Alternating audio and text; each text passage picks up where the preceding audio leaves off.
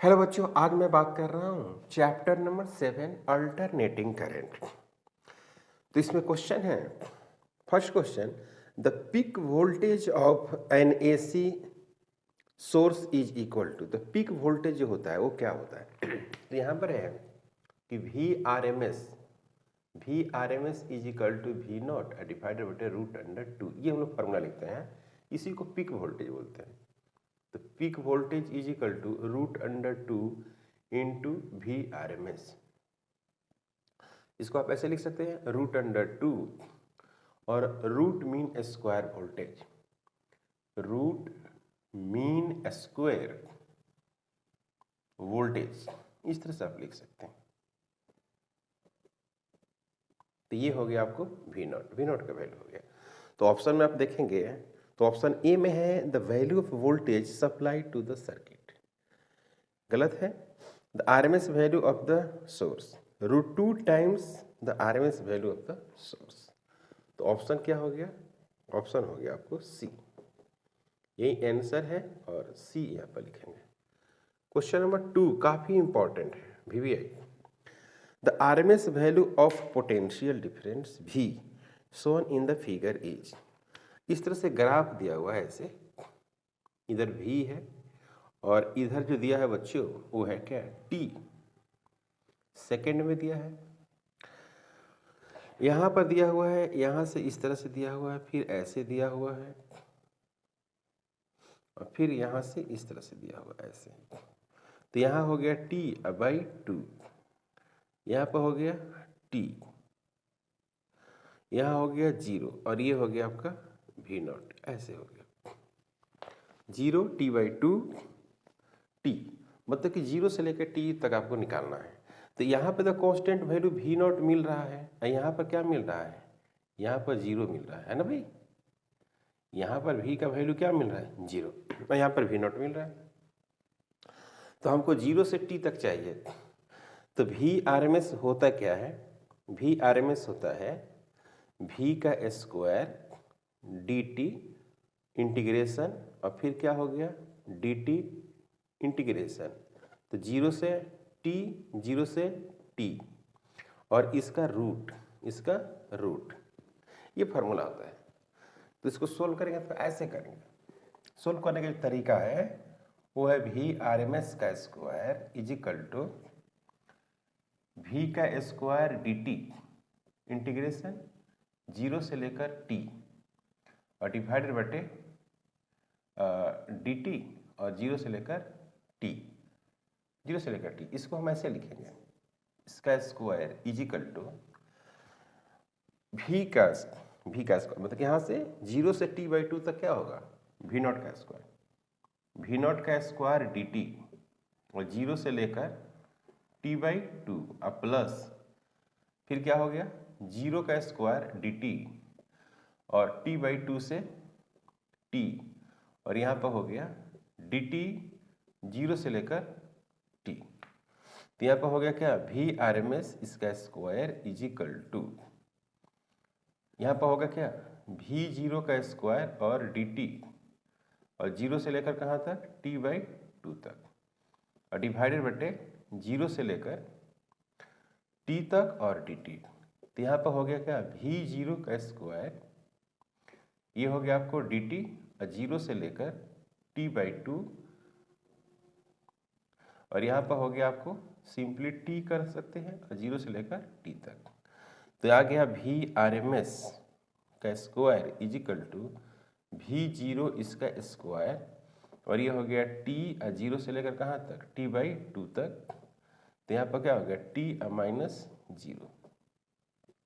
तो ये आ गया बच्चों V0 का स्क्वायर डिवाइडेड बाई T और फिर यहाँ पर क्या आएगा? T/2, ये और ये कैंसिल हो जाएगा। तो यहाँ पर क्या हो गया? VRMS इसका square is equal to V0 का स्क्वायर डिवाइडेड बाई 2।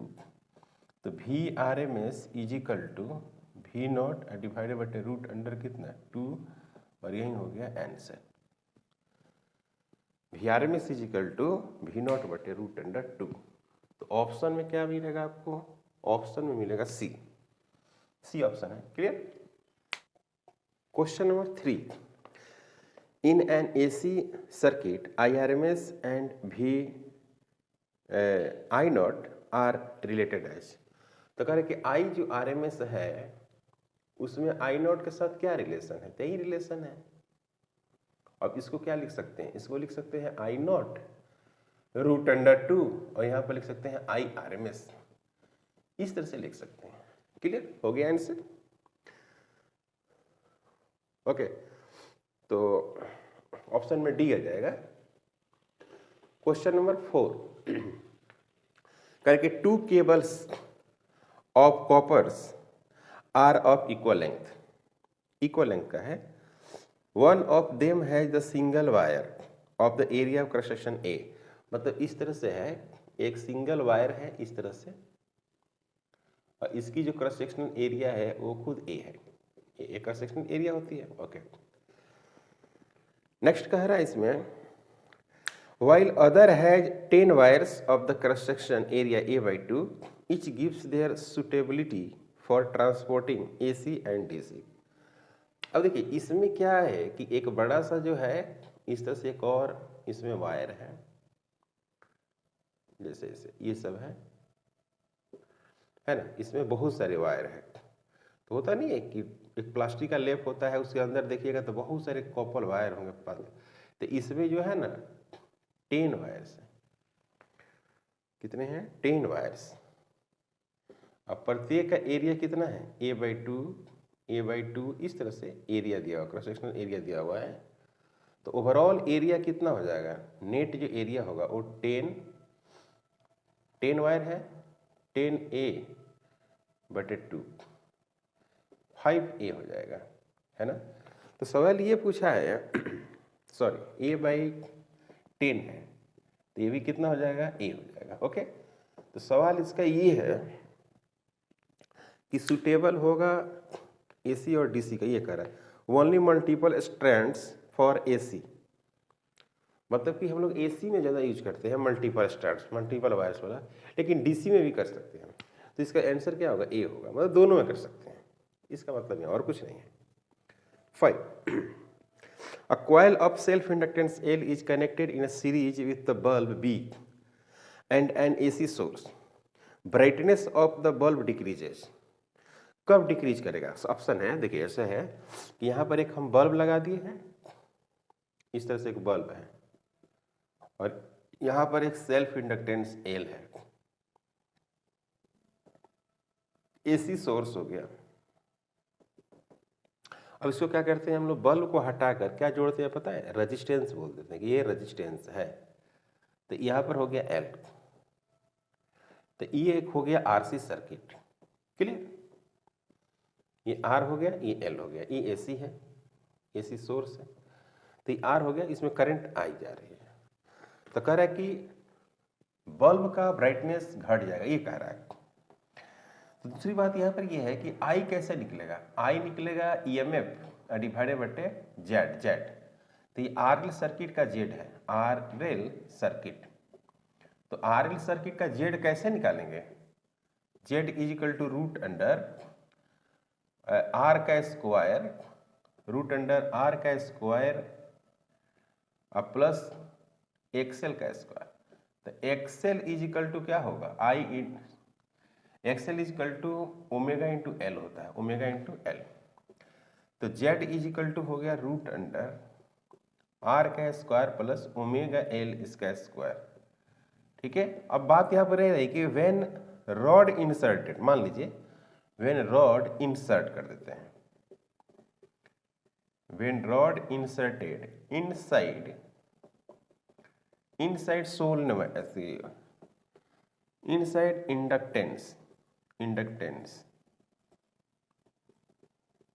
इंडक्टेंस के अंदर, तो L का वैल्यू क्या होगा पता है? बढ़ जाएगी। L का वैल्यू क्या होगी? बढ़ जाएगी। तो L का वैल्यू बढ़ेगी तो क्या होगी? Z बढ़ जाएगी। Z बढ़ जाएगी तो क्या हो जाएगी? I घट जाएगी। I जब घट जाएगी तो क्या हो जाएगा? बल्ब डिम्ड हो जाएगा, बल्ब डिम।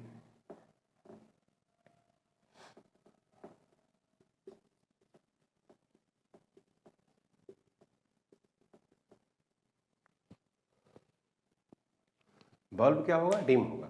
कहने का मतलब है कि यहाँ पर एक बल्ब कनेक्ट कर दिया। ओके, तो अब सवाल में ये है कि क्या करें ताकि बल्ब का जो लाइट है वो कम हो जाए। तो रेजिस्टेंस बढ़ा देंगे। रेजिस्टेंस कैसे बढ़ेगा, इस रॉड में इस वायर में एक रॉड फीड कर देंगे तो इसका जो एल का वैल्यू होता है ना वो बढ़ जाएगा। तो एल का वैल्यू बढ़ जाएगा तो ये वाला वैल्यू बढ़ जाएगा, ये वाला वैल्यू बढ़ जाएगा तो ये बढ़ जाएगा, मैंने कंप्लीटली ये बढ़ जाएगा। तो ये बढ़ जाएगा ये वाला, तो ये वाला क्या कर जाएगा, घट जाएगा। तो लाइट क्या हो जाएगी, डिम हो जाएगी। ऑप्शन में पढ़ेंगे, इंटरेस्टिंग है। ऑप्शन ए है अ कैपेसिटेंस ऑफ रिएक्टेंस XC बराबर XL is induced in the same circuit. और XL बराबर XC हो जाएगा, है ना, तो इसमें हो जाता है करंट मैक्सिमम हो जाता है, तो ऐसा नहीं होगा। बी ऑप्शन में है कि an iron rod is inserted in the coil, तो इसका आंसर बी होगा, है ना बच्चों। आंसर क्या होगा, B. Question number 6, the current I in AC circuit with inductance coil varies with time according to the graph is given below. Which of the following graphs gives the variation of the voltage? Okay, यहाँ पर देखो पहले for inductance की अगर हम बात करें, for inductance पहले लिख लेते हैं। फॉर इंडक्टेंस तो अगर V दिए हुए हैं आप V0 और साइन ओमेगा टी अप्लाइड ऐसी वोल्टेज है, तो जो इंड्यूस्ड करंट होती है वो होती है I0 sine omega T minus π/2। इसका मतलब क्या हुआ, करंट लैग कर गया, करंट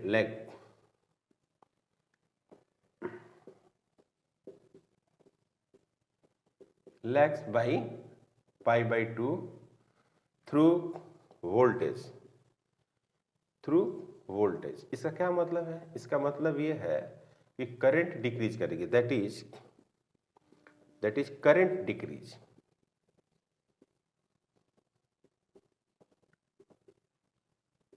करंट घटेगी। ओके, इसका मतलब है कि अगर वोल्टेज बढ़ता है तो उस कंडीशन में करंट क्या करता है, घटता है। या करंट बढ़ेगा तो उसके तुलना में वोल्टेज क्या होगा, घटेगा, ऐसा है। तो आपको क्वेश्चन में ही ग्राफ दिया हुआ है कि इधर T है और इधर I है, ऐसे इस तरह से है। ओके, तो यहाँ पर करंट बढ़ रही है, यहाँ पर करंट बढ़ रही है, तो करंट बढ़ रही है तो वोल्टेज क्या होगी, घटेगी। तो वोल्टेज का अगर ग्राफ आप देखेंगे तो इसमें ऐसे होगा, ये T हो गया और ये वोल्टेज हो गया। तो यहाँ पर क्या है कि करंट 0 है तो वोल्टेज मैक्सिमम होगा, ये बढ़ेगा तो ये घटेगा, उल्टा हो रहा है, दिख रहा है, ऐसे हो जाएगा। सही है। Okay, question number 7, a 40 microfarad capacitor is connected to a 200 volt 50 hertz AC supply. The RMS value of the current in the circuit is nearly 2. RMS value आपको चाहिए, तो सबसे पहले कि VRMS दिया हुआ है, VRMS दिया हुआ है 200 वोल्ट, ठीक है, और फ्रीक्वेंसी उसका दिया हुआ है 50 हर्ट्ज दिया हुआ है, और जो C दिया हुआ है वो 40 माइक्रोफैराड दिया हुआ है। तो ये हो गया 40 × 10⁻⁻6 फैराड दिया हुआ है। तो RMS value of the current in the circuit is nearly, तो कह रहे कि RMS वैल्यू जो होगा वो क्या होगा। तो यहाँ पर क्या होगा, IRMS is equal to VRMS divided बटे XC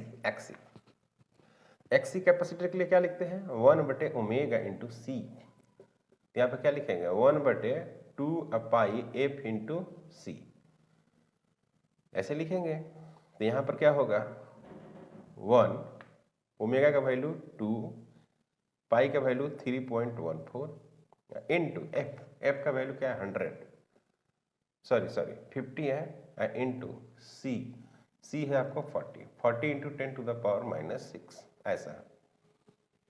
ठीक है, इसको सोल्व करेंगे तो क्या मिलेगा, इसको सोल्व करेंगे तो ये 100 हो जाएगा, है ना, और फिर यहाँ पर 4 है, तो 1 0 यहाँ पर है, आई 100 2 0 वहाँ से घट जाएगा, तो 1/3.14 इंटू 4 10 टू द पावर -3।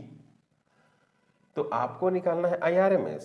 तो IRMS is equal to 200, VRMS का वैल्यू, ये वाला वैल्यू 200 यहाँ पर है, और इसको हमने XC का वैल्यू देखा 1/3.14 into 4 into 10 to the power -3।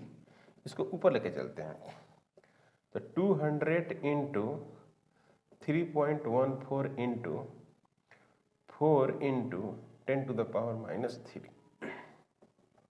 ये क्या होगा, ये कैंसिल हो जाएगा, ये 8 हो जाएगा, 8 इंटू 0.314 ऐसा आएगा, कैलकुलेशन है। तो 8 इंटू 4 32 2 हो जाएगा, 8 इंटू 1 8 हो जाएगा, और 3 11 हो जाएगा, और फिर 8 इंटू 3 24 होगा, फिर यहाँ पर 25 हो जाएगा। तो यहाँ पर आएगा 2.512 एम्पियर, यही होगा answer. IRMS is equal to 2.5 तो सी आंसर होगा। क्या होगा बच्चों, आंसर होगा C. Question number 8, a small signal voltage Vt is equal to V0 sin omega t is applied across the ideal capacitor। पहली बात कि जो Vt है वो है V0 है, और साइन ओमेगा टी इस तरह से यूज करते हैं हम लोग, कोई डाउट नहीं। अब इसमें कह रहा है कि जो करंट है, करंट क्या होता है, आप पढ़े होंगे कि करंट लीड कर जाता है। तो यहाँ पर क्या लिखेंगे, sine omega t plus π/2, current lead कर गया है। I equal to I0 sine omega t plus π/2, current lead कर गया।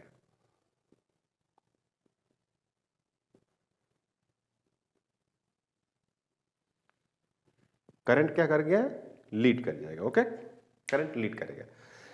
तो ऑप्शन में क्या है, देखिए ऑप्शन ए में है current IT is the phase with the voltage. ये कह रहा है कि करंट जो है वो वोल्टेज के फेज में है, तो गलत है, 0 डिग्री नहीं होगा, π/2 होगा। बी में कह रहा है कि करंट जो है IT leads voltage VT by 180 नहीं होगा। यहाँ पर कह रहा है कि करंट जो है करंट है लैग वोल्टेज बाई 90 डिग्री, तो इसमें कह रहा है कि घट जाएगा, मतलब 90 डिग्री नहीं है, ये भी गलत है। डी में है over a full cycle capacitor C does not consume energy from the voltage source. ठीक है, एनर्जी है ना, कैपेसिटर जो है एनर्जी स्टोरिंग ग्रुप है, capacitor is energy storing group, energy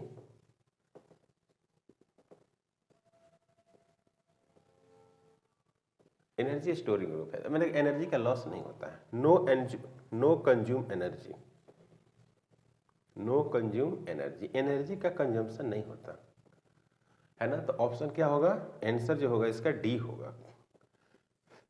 clear है। Question number 9,